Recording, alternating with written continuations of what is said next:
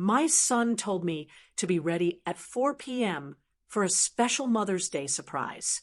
I spent hours curling my hair and ironing my best silk dress, thinking he finally wanted to spoil me.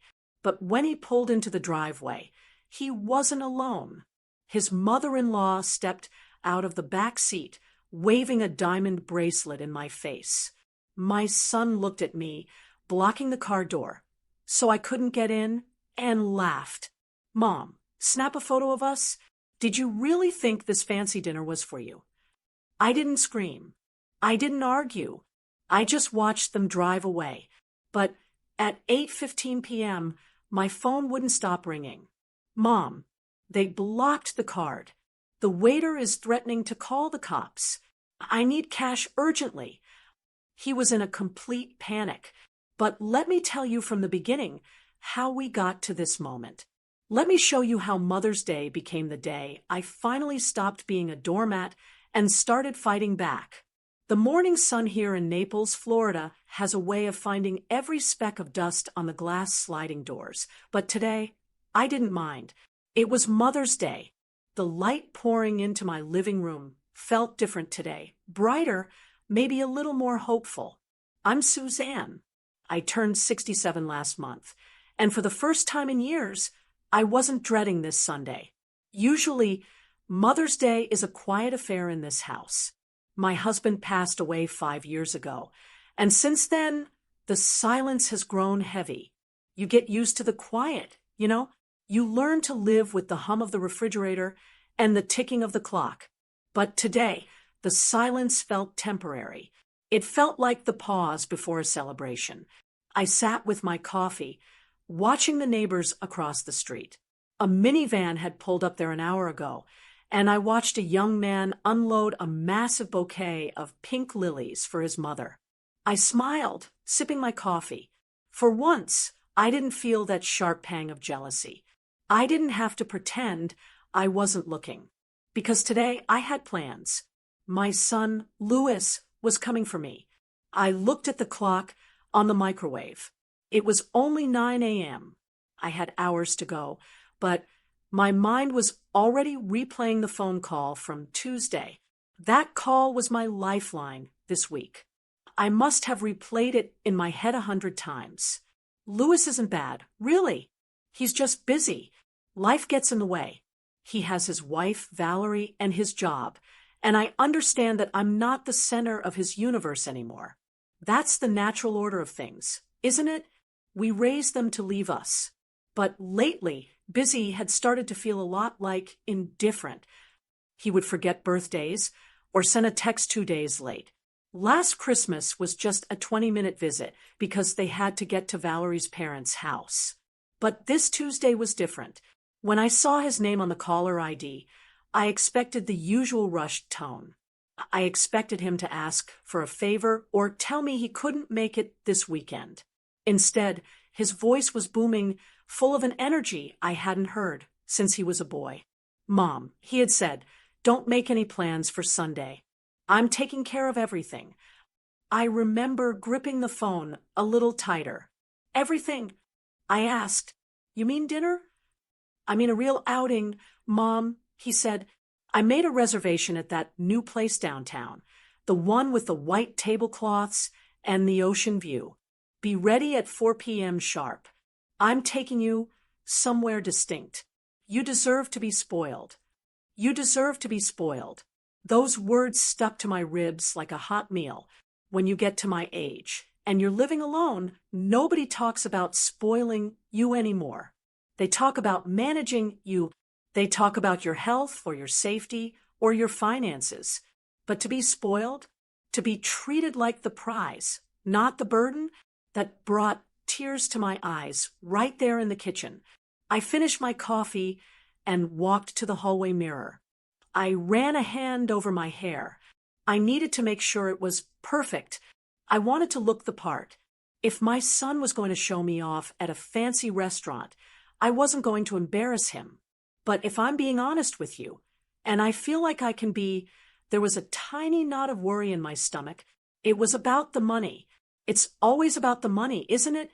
Louis has a good job, but he and Valerie live loud. They like new cars. They like brand name clothes. And I know how expensive that restaurant he mentioned is. A dinner there for 3 people could easily run over $600 or $700. My mind drifted to the emergency joint account. A few years ago, after I had a scare with my blood pressure, I put Lewis on my main savings account. It was supposed to be for emergencies. If I ended up in the hospital and couldn't pay a bill, I wanted him to be able to handle it without red tape. It was about trust. It was my safety net, my nest egg that my husband and I had built over 40 years of hard work. I trust Lewis. I do. He's my son. But sometimes the lines get blurry for him. I had to remind myself that he wouldn't be reckless. Not today. Not on Mother's Day. He promised he was treating me. Surely, that meant he had saved up for it. He wouldn't use my own money to take me out, right? That would be tacky. I pushed the thought away. Stop it, Suzanne. I scolded myself. Don't ruin this. I looked out the window again. The sun was climbing higher. The neighbor was now hugging her son on the front lawn. I took a deep breath. Today wasn't about bank accounts or past disappointments. It was about a promise. Lewis had promised to be here at 4 p.m. He promised it would be special. For the first time in a long time, I let myself believe that things were turning a corner. I let myself believe that he finally understood how much I needed this. I wasn't asking for the world. I just wanted a few hours where I wasn't invisible. I walked to my bedroom to lay out my dress. It was a soft blue silk, the color of the Gulf water in the morning. I smoothed the fabric on the bedspread. I was going to look beautiful. I was going to be ready. I just hoped he would be on time. By 2:30 in the afternoon, the house was quiet, but my bathroom was a flurry of activity. I had laid out everything on the bedspread like I was preparing for a royal inspection. The blue silk dress, my nude pumps, the pearl earrings my husband, Frank, had given me for our 30th anniversary, and the small clutch purse that only held a lipstick and a tissue. I took my time in the shower. I didn't want to rush. Today wasn't just about going to dinner. It was about the ritual of being a woman again. So often, when you live alone, the days bleed into one another. You stop wearing the nice perfume because, well, who is going to smell it? You stop wearing the good jewelry because you're just going to the grocery store or the pharmacy. But today, I reached for the expensive bottle of perfume on the back of the vanity. I dabbed it on my wrists, and behind my ears, the scent of jasmine filling the small room. It smelled like memories. It smelled like the days when my calendar was full and my house was loud. Getting into the dress was a bit of a battle. That's the thing nobody tells you about aging alone, the zippers. I had to do that little dance, twisting my arm behind my back, holding my breath, trying to catch the tab. When I finally got it zipped up, I let out a long breath and turned to the full-length mirror on the back of the bedroom door. I stood there for a long time. The woman staring back at me wasn't the same woman from 10 years ago. The blue silk still fit, but it hugged curves that were softer now. My arms weren't as firm as they used to be. I leaned in closer to the glass, inspecting my face. The lines around my eyes had deepened into permanent grooves. My neck wasn't as smooth as I remembered. For a split second, that familiar wave of insecurity tried to wash over me. The voice that says, "Who are you trying to fool, Suzanne? You're an old woman." But I stopped that thought in its tracks. I straightened my spine. I lifted my chin. "No," I whispered to the empty room. "Not today." I looked at those wrinkles, and I decided to see them differently. They weren't flaws. They were a map. They were the road map of a life that had survived raising a son, burying a husband, and managing a household alone for 5 years. I looked dignified. I looked like someone who had stories to tell. I smoothed the fabric over my hips. Today, I thought, I am not just a widow. I am not just a grandmother in waiting. And I am certainly not just a bank account for emergencies. Today, I am a mother, and my son is coming to claim me. I felt good. I felt visible. I moved to the living room at 3:45 p.m. I didn't want to sit on the couch and risk wrinkling the back of my dress. So I stood by the front window. I felt ridiculous, like a teenager waiting for a prom date, peeling back the curtain every time a car drove past. My heart was actually fluttering in my chest. It was a nervous, giddy energy I hadn't felt in years. I checked my phone. 3:55 p.m. He'll be here any minute, I said aloud. The sound of my own voice startled me a little. The house was so quiet that even a whisper seemed loud. I checked my purse again. I had my ID, my lipstick, and my credit card tucked in the back slot, just in case, though I prayed I wouldn't need it. I wanted to be prepared. 4 p.m. arrived. I watched the digital clock on the cable box flip from 3:59 to 4 o'clock. I stared at the driveway, expecting to see Louis's silver sedan turn the corner. Nothing, just the empty street and the neighbor's sprinkler hitting the pavement. That's fine, I told myself. It's exactly 4 o'clock. He's probably just parking the car or turning onto the street. He's not late yet. I paced the length of the living room. 5 minutes passed. Then 10. 4:10 p.m. My palms started to sweat.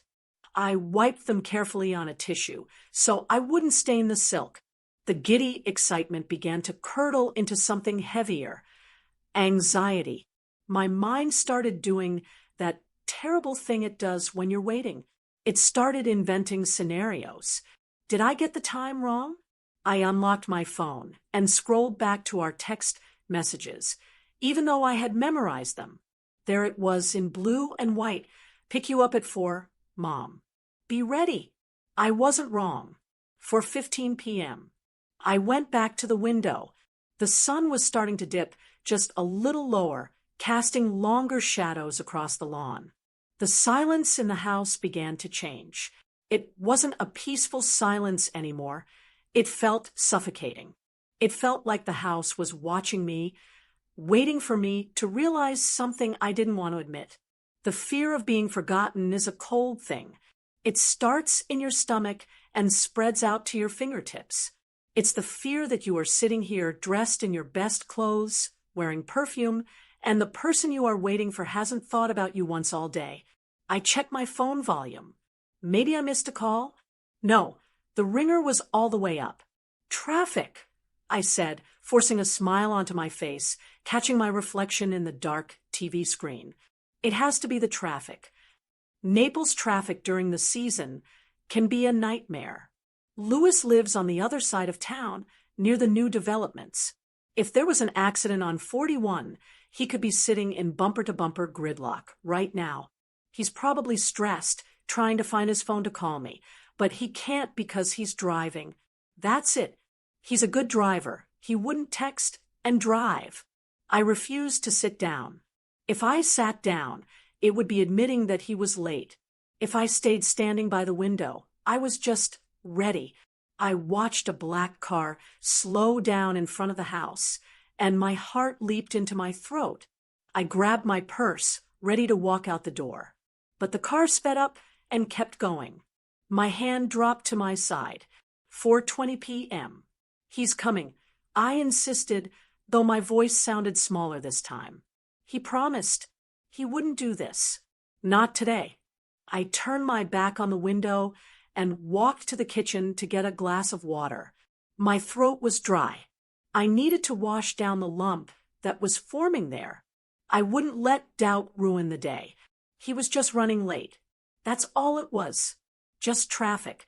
Just normal, heavy holiday traffic. He was coming. He had to be. At 4:35 p.m., the sound of a car engine finally broke the silence of my street. I didn't just hear it. I felt the relief wash over me like cool water. I let out a breath I felt like I'd been holding for 40 minutes. See? I told myself, he made it. The traffic must have been terrible, just like I thought. I grabbed my purse from the entryway table, took one last look in the mirror to check my lipstick, and opened the front door. A sleek, silver Lexus SUV was idling in my driveway. It wasn't Louis's usual car, which confused me for a second, but then I remembered he had mentioned thinking about upgrading. He must have done it. He pulled up right to the walkway, the car gleaming under the Florida sun. I stepped out, locking the house door behind me. I wouldn't be needing my keys for a while. I put a smile on my face, the kind that reaches your eyes, and started walking down the path. I was careful in my heels, but I moved with a little pep in my step. My son was here. The driver's side door opened, and Louis stepped out. He looked handsome. He was wearing that navy blue suit I love, the one that makes his shoulders look broad. He had a fresh haircut, and he was smiling. My heart swelled with pride. That's my boy, I thought. He really did go all out. Hi, honey, I called out, waving my hand a little. But before he could answer, the passenger door opened. Then the back door opened. My smile faltered, just for a fraction of a second. Valerie, his wife, stepped out of the front seat. She looked lovely, wearing a fitted cream cocktail dress. But it was who climbed out of the back seat that made my feet stop moving. It was Bessie, Valerie's mother. Now, I have nothing against Bessie in principle. She's a grandmother to my grandchildren, just like I am. But seeing her there, in my driveway on Mother's Day, felt strange. Louis hadn't mentioned a group dinner. I tried to adjust my expectations quickly. Okay, I thought, we're doing a joint celebration. That's fine. The more the merrier. I can share the day. But then I really looked at her. Bessie wasn't just dressed for dinner. She was dressed for a gala. She was wearing a shimmering gold gown that looked tight enough to cut off circulation. And the jewelry, my goodness, she was dripping in it. Heavy gold earrings, a thick necklace, and on her right wrist, flashing in the sunlight, was a massive diamond tennis bracelet. It was blinding. I stared at it. It looked brand new. The diamonds went all the way around, thick and heavy. I know jewelry. My husband, Frank, was a jeweler for 30 years. I know what things cost. That bracelet wasn't costume jewelry. It was real, and it was worth a small fortune. Bessie saw me looking. She didn't smile. She didn't say, "Happy Mother's Day, Suzanne." She just lifted her wrist, shook it slightly so the diamond sparkled, and gave me a little wave. It felt less like a greeting and more like a queen dismissing a servant. I swallowed the lump in my throat and kept walking toward the car. I reached for the handle of the back door, figuring I would squeeze in next to Bessie. "You look beautiful, Mom," Louis said, walking around the front of the car. "Thank you, Louis," I said, reaching for the handle again. "I'm ready." I was getting a little worried about the time, but... "Wait, Mom," Louis said. His voice was sharp. I froze. My hand was inches from the car door. "What?" Louis stepped between me and the car. He wasn't opening the door for me. He was blocking it. He reached into his pocket and pulled out his iPhone. He held it out toward me, unlocking the screen. "The lighting is incredible right now," he said, sounding rushed. "The sun is hitting the driveway perfectly. Can you snap a quick picture of us by the car? We want to post it before we leave." I stared at the phone in his hand. My brain couldn't process the words. "A picture?" "Yeah, just a quick one," Valerie chimed in, smoothing her dress. She walked over and linked arms with Louis. Bessie waddled over, positioning herself right in the center, making sure that diamond bracelet was front and center on Louis's shoulder. "Come on, Suzanne," Bessie said, her voice grating. "We're losing the light." I took the phone. My hands were shaking. I felt cold, despite the 80-degree heat. "Just press the big round button," Louis instructed, as if I didn't know how to use a phone. Make sure you get the car in the shot.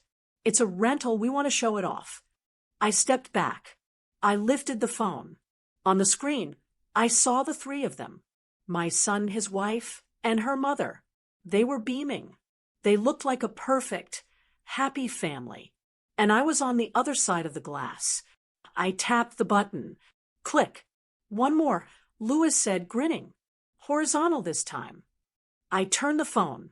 Click. I lowered the phone and handed it back to Louis. He took it, quickly checking the photos. Awesome. Thanks, Mom. These came out great. He turned and started walking back to the driver's side. Valerie got back in the front. Bessie began to hoist herself into the back seat. I stood there on the pavement, my clutch purse gripped tight in my hand. They were getting back in the car. Without me. Louis, I said. My voice came out as a whisper. I cleared my throat and tried again, louder. Louis. He paused with his hand on the door, looking back at me with a confused expression. Yeah. Aren't. I gestured to the empty seat in the back. Aren't I coming?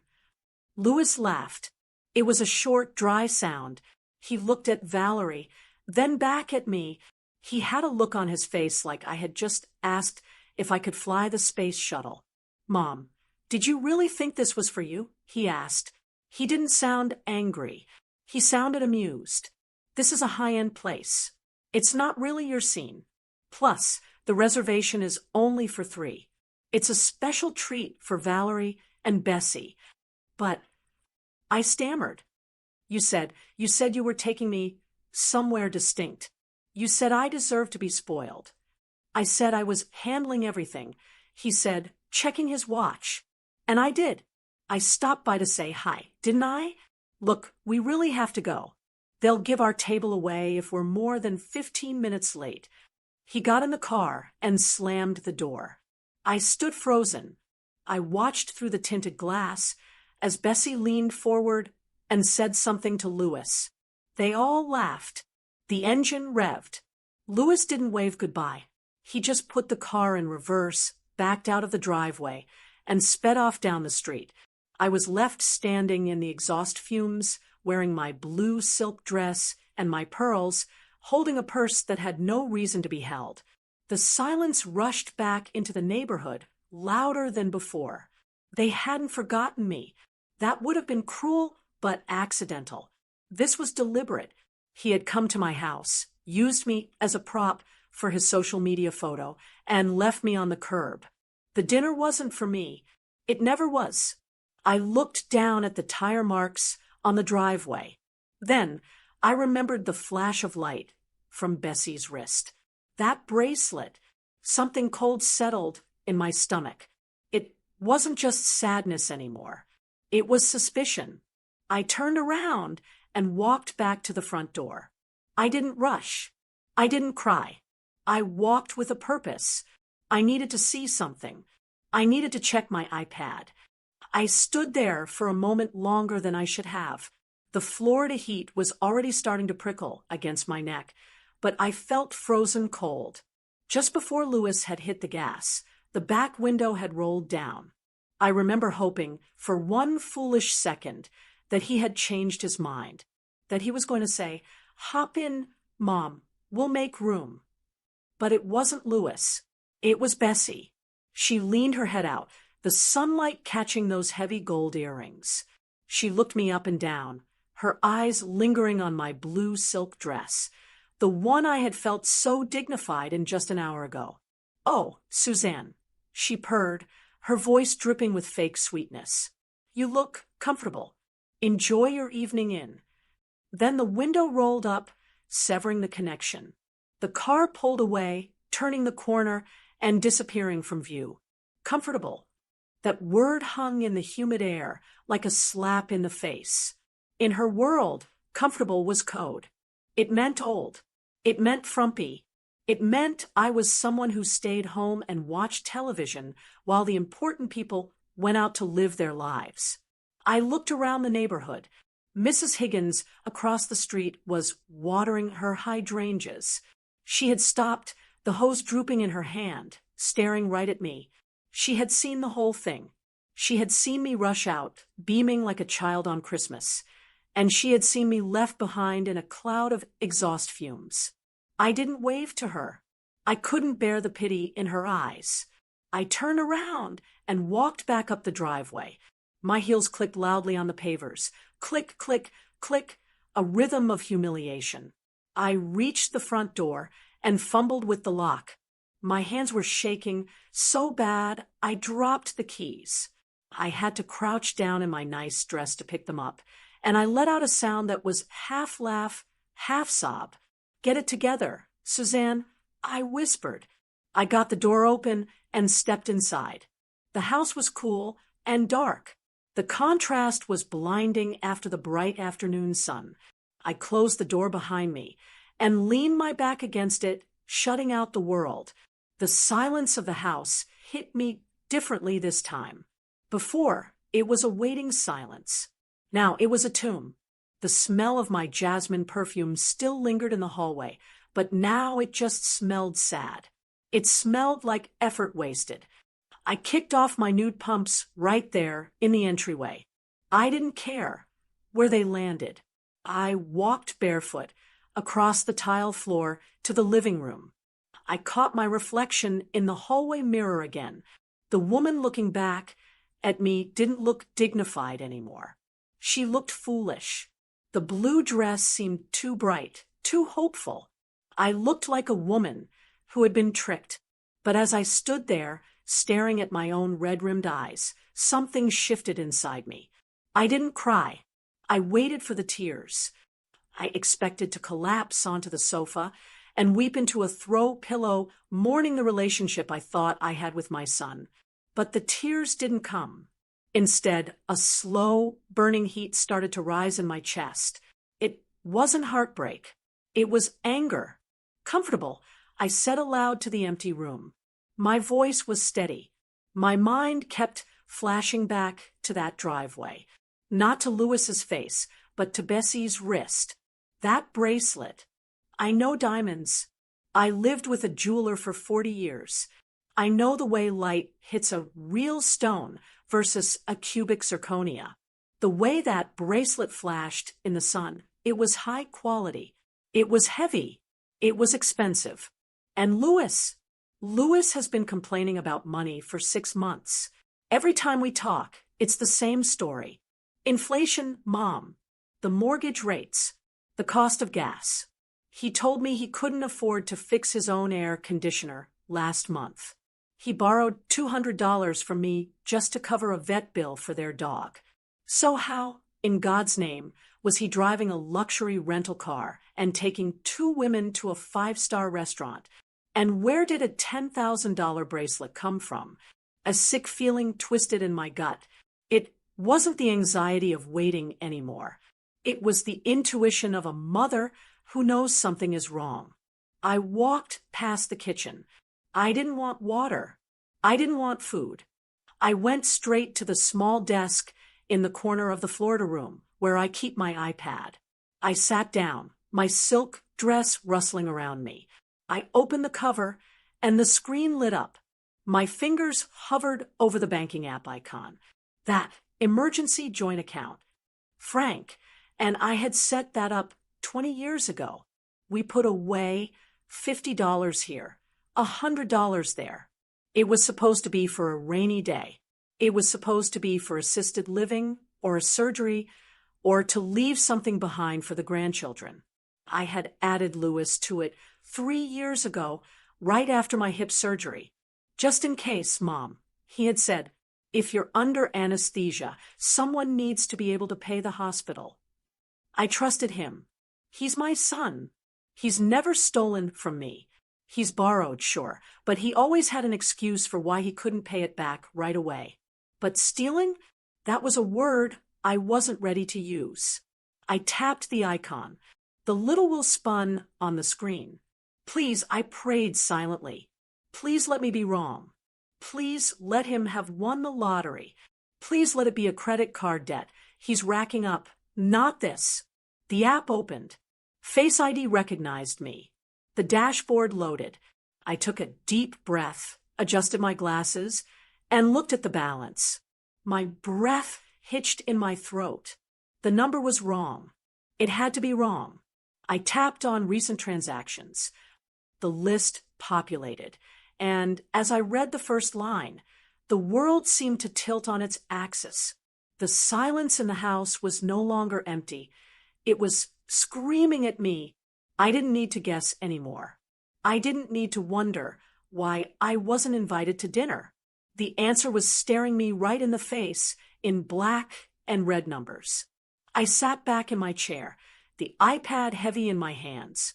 The anger that had been simmering boiled over into a cold, hard resolve. They thought I was just an old woman sitting at home, being comfortable. They thought I was invisible. Well, they were about to find out that invisible women see everything. I stared at the screen until the numbers started to blur. There it was, right at the top of the pending transactions list. It wasn't a glitch. It wasn't a mistake. It was a line item that punched me right in the gut. Pending, $14,525, Diamond Vault, Naples, 3:15 p.m. I took off my glasses and wiped them on my dress, thinking maybe my eyes were playing tricks on me. I put them back on. The numbers were still there. $14,525. I looked at the balance below it. The account, which had held nearly $20,000 this morning, money frank, and I had scraped together over decades, was now decimated. There was barely enough left to cover a month of groceries. I looked at the timestamp, 3:15 p.m. The math was simple, and it was brutal. Lewis had told me he was running late to pick me up at 4 p.m. He wasn't stuck in traffic. He was at the jewelry store. He was standing at a counter, using a debit card with my name on it to buy a diamond tennis bracelet for his mother-in-law.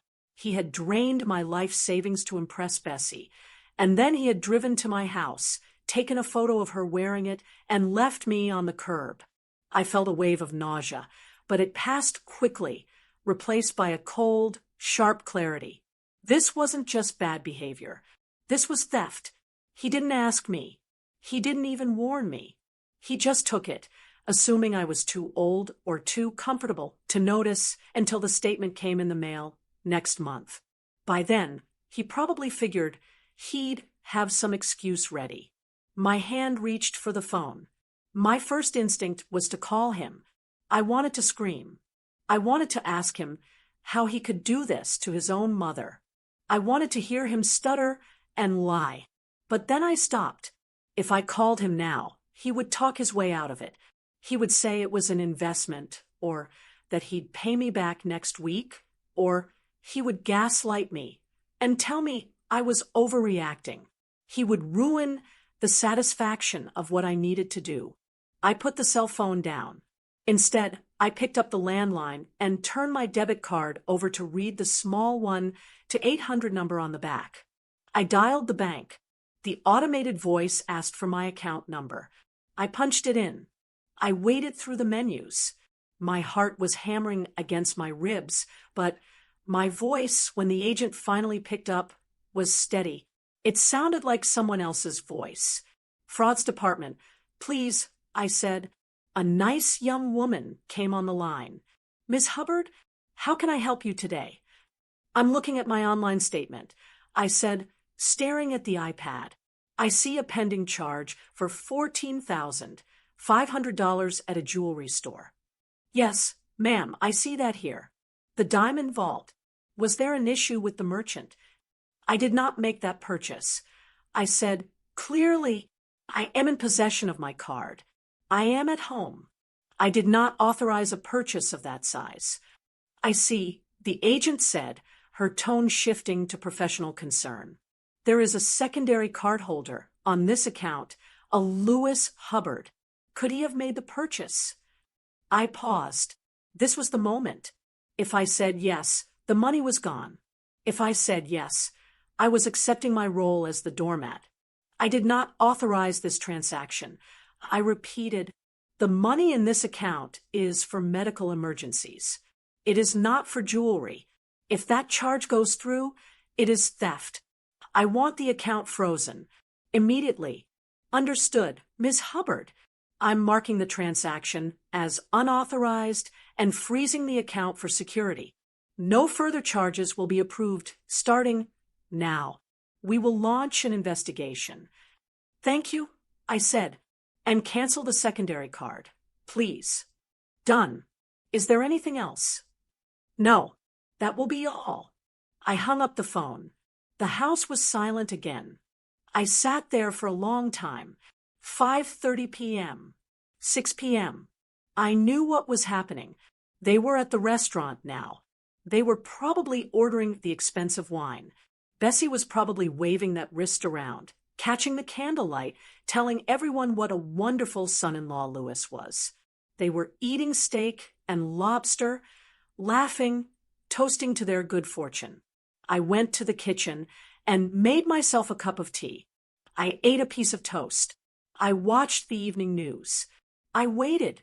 At 7:45 p.m., my cell phone rang. It was Louis. I let it go to voicemail. At 8 p.m., it rang again, and again. Then Valerie called. Then Louis again. I sat in my armchair, watching the phone light up on the coffee table. It buzzed angrily, vibrating against the wood. I just watched it, sipping my tea.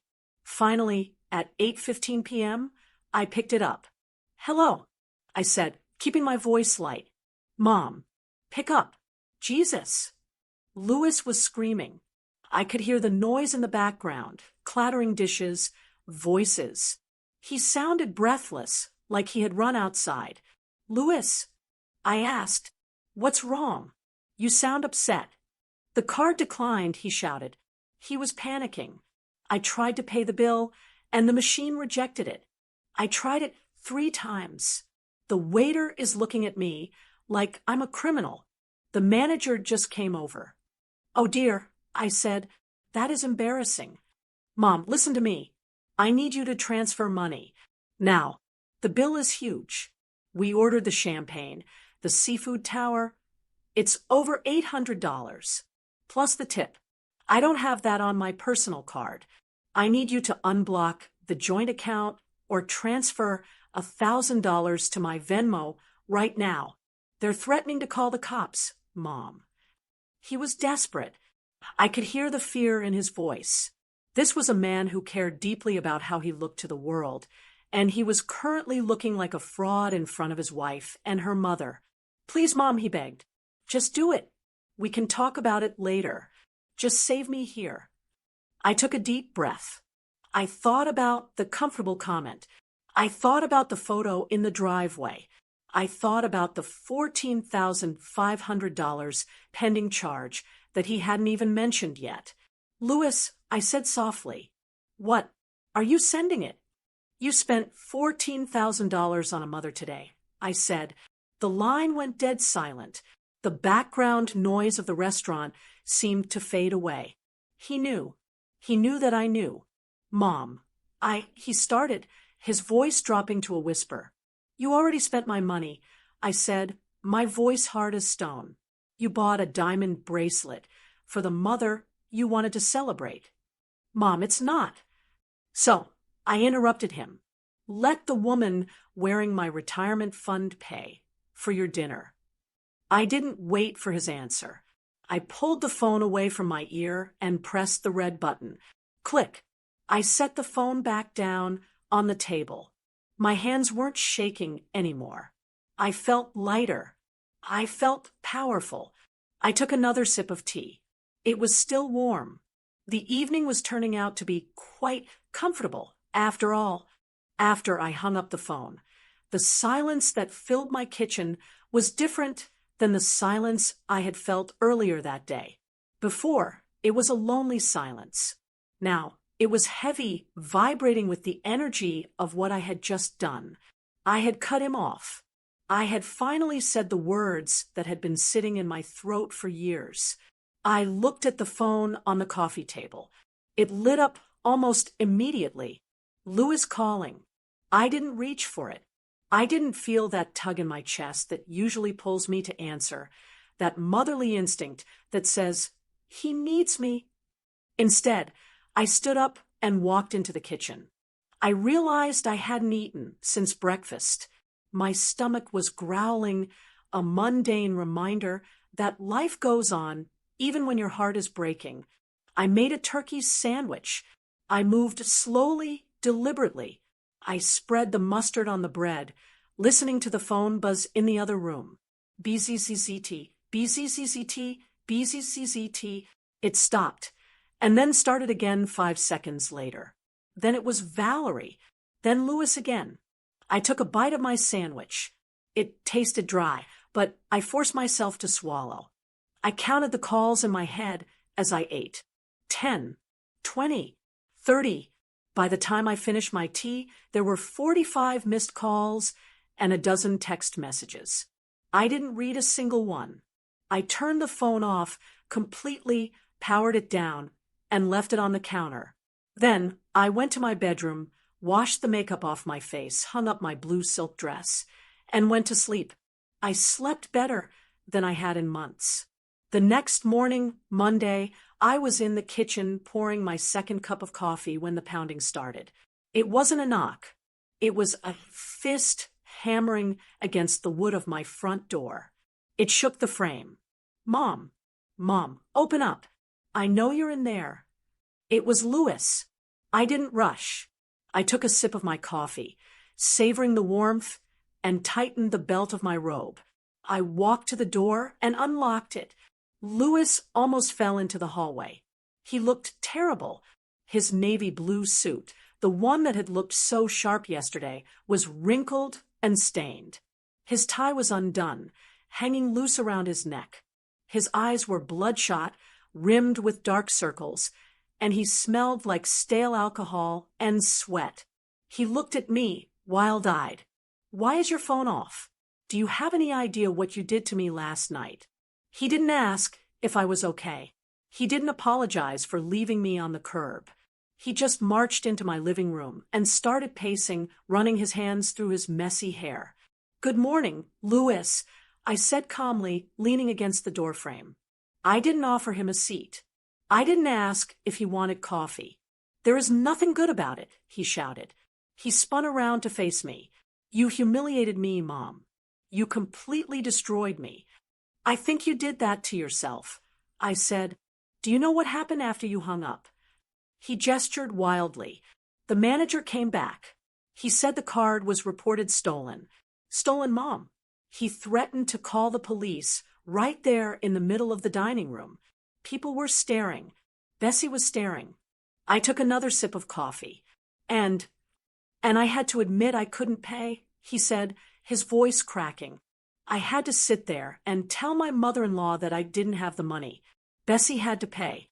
She had to dig into her purse and pull out her credit card to cover a $900 bill for a dinner I invited her to. She was furious. She called me a fraud. He slumped onto the sofa, putting his head in his hands. She made me tell her, he mumbled into his palms. Tell her what? I asked. About the bracelet. He said. He looked up, his face twisted in misery. When she paid the bill, she started asking questions. She asked how I could afford a $14,000 bracelet if I couldn't afford a lobster dinner. She put 2 and 2 together. She realized I used your card. I watched him, waiting. She made me take it back. He whispered. This morning. She wouldn't even wear it home. She threw it at me in the car. She said she didn't want stolen goods. I had to go to the Diamond Vault as soon as they opened at 9 a.m. and return it. The salesman, he looked at me like I was garbage. They refunded the money to your account. It's back. Are you happy now? He looked at me with tears in his eyes, waiting for me to comfort him. He was waiting for me to say, oh, honey, I'm so sorry you went through that. It's okay. We'll fix it. That's what I had done his whole life. When he failed a test, when he wrecked his first car, when he got into debt, I was always the soft place for him to land. But as I looked at him, a 40-year-old man crying because his mother-in-law found out he wasn't rich, I didn't feel soft. I felt like concrete. "I'm not happy, Louis," I said, "but I am relieved." "Relieved?" He looked confused. "I almost got arrested." "I'm relieved because I have my money back," I said. "And I'm relieved because I finally see you." "What are you talking about? I'm your son." "No," I said, setting my coffee cup down on the coaster. "To you, I'm not a mother. I'm a resource. You didn't come here this morning to apologize for hurting me. You didn't come here because you felt bad about leaving me on the driveway like an old piece of furniture. You came here because you're embarrassed. You're only sorry that you got caught." He opened his mouth to argue, but I held up a hand. "You love the lifestyle I can help you fake, Louis. You don't love me. If you loved me, you wouldn't have looked me in the eye and lied to me yesterday. You wouldn't have bought diamonds for another woman with the money your father left to keep me safe." The room went quiet. He stared at me, stunningly silent. It was the first time in his life that his charm hadn't worked, that his tears hadn't worked. He looked at the kitchen, maybe hoping I'd offer him breakfast, hoping things would go back to normal. But I just stood there, tightening my robe, waiting for him to leave. The hospitality was closed. The bank was closed. And for the first time, he looked scared. Not of the police, but of me. Louis left my house 10 minutes later. He didn't slam the door this time. He just walked out, shoulders slumped, looking like a man who had lost his wallet and his pride in the same morning. I watched his car disappear down the street, and I waited for the guilt to set in. You know that guilt I'm talking about? It's that little voice that has been whispering to me for 40 years. "He's your baby. Be patient. He's trying. Don't be too hard on him." But as I locked the deadbolt, the voice was silent. I didn't feel guilty. I felt mobilized. I went straight to the bedroom and got dressed. Not in a silk dress this time, but in my good slacks and a sensible blouse. I grabbed my purse, my ID, and the folder where I keep my important documents. I drove straight to the bank. I've been banking at the same branch for 20 years. I know the manager, and I know most of the tellers. When I walked in, the air conditioning hit me, cool and crisp. It felt like a place of business. And I meant business. I sat down at the desk of a senior banker named Nancy. She's a lovely woman about my age, who always asks about my garden. Today, I didn't have time for small talk. "I need to make some changes to my accounts, Nancy," I said, placing my ID on the desk. "I need to remove Louis as a signer. Completely. I want his card canceled, his access revoked, and his name taken off the paperwork. Today." Nancy looked at me over her reading glasses. She didn't ask why. She's been in banking long enough to know what that look on a woman's face means. She just started typing. "We can certainly do that, Suzanne," she said. "I see the fraud alert from yesterday. The $14,000 was refunded this morning by the merchant. The balance is restored." "Good," I said, "but I don't want him to have the chance to try again." Nancy clicked away on her keyboard, printing out forms for me to sign. But then she paused. She squinted at the screen, scrolling down. "Suzanne," she said quietly, "since we are removing him, I should probably bring something else to your attention. I know you don't check the online banking often." "I checked it yesterday," I said. "I saw the jewelry charge." "No, this is further back," she said. She turned the monitor so I could see it. The fraud alert flagged the big purchase, but looking at the history, there have been a lot of smaller withdrawals over the last 8 months. "Did you authorize these?" I leaned in. My heart started to thump a slow, heavy rhythm. I saw a list of transactions I had never seen before because I only waited for the paper statement, and I usually just looked at the bottom line. $60, GameStop. $45, Shell gas station. $25, Starbucks. $120, Ticketmaster. $200, cash withdrawal ATM. The list went on and on, page after page.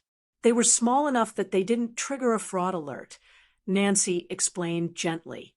We call these test transactions in the industry. Sometimes people do it to see if anyone is watching. When nobody complains, they get bolder. I stared at the screen. Video games, coffee, concert tickets. The diamond bracelet was a shock, but this was worse. The bracelet was a one-time act of madness. But these charges, these were daily betrayals. For 8 months, Louis had been using my life savings as his personal slush fund. Every time he bought a latte, he was stealing from me. Every time he filled up his gas tank to drive to work, he was doing it on my dime. He wasn't struggling, he was just entitled. He was siphoning off my security, $5 at a time, while I sat at home eating leftovers to save money. He was testing me. I whispered. He wanted to see how much he could get away with before he went for the big one. It looks that way, Nancy said. Do you want to dispute these as well? I looked at the total. It was probably $2,000 or $3,000 over the course of the year. No, I said, sitting back. Let him keep the video games. It's the price of my education. I know exactly who he is now. I signed the papers to remove him. The sound of the pen scratching against the paper was the most satisfying sound I had heard in years. He's gone, Nancy said, stamping the form. He has no access. If he tries to use the card number, it will decline. Thank you, I said. I stood up to leave, but then I stopped. I looked at the glass office in the corner where the trust officer sat. I had a will. I had written it 10 years ago. It was simple. Everything was to be divided equally between my husband and my son. Since Frank passed, everything was set to go to Louis. The house, the savings, the insurance. Everything. I thought about Bessie. I thought about her wearing that bracelet. I thought about Valerie, who had watched me stand on the curb and said nothing. If something happened to me tomorrow, Louis would get it all. And within a year, he would spend it all on them. They would be living in my house, driving cars bought with my money, laughing about poor old Suzanne. Nancy, I said, putting my hand back on the desk, is the trust officer available? I need to make an update to my will.